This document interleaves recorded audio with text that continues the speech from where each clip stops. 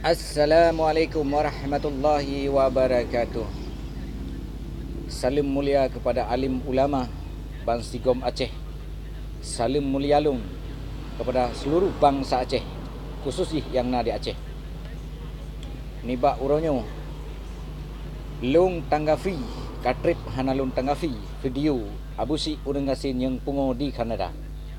Yang kaputuh urat saraf kapungo di beli pungo tayo hana perleli tanggapi yang sebetulnya cuma yo katrip ka padung bulun ka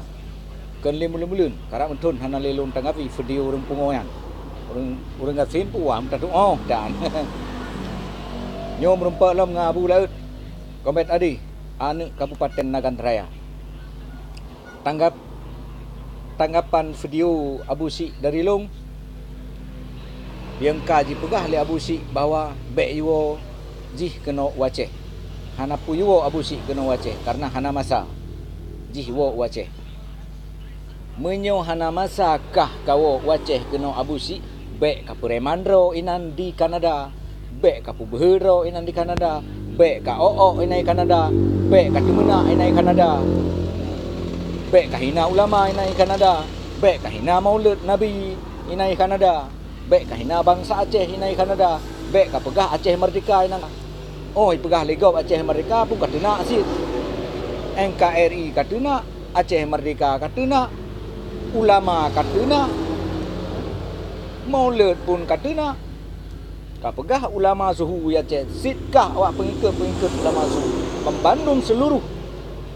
yang bela-belakah kafir laknatullah pegah gau kafir.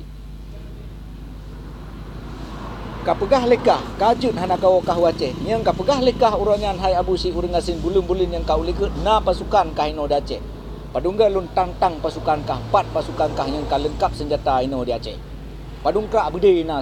pasukan kah ino kah kirim untuk pasukan kah ino di Aceh kayak hadapi keno ba abu lautnyo kau ronyangken kau kuat pegah bakah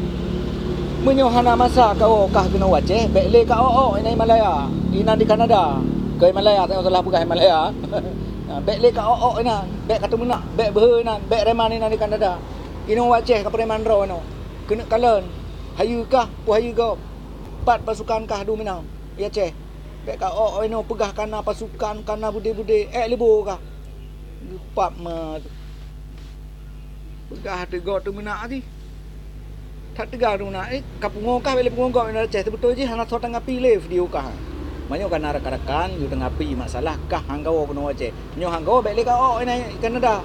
bek ka hina ulama na menyo Behe kah kau kono Aceh yang ke oh na mentau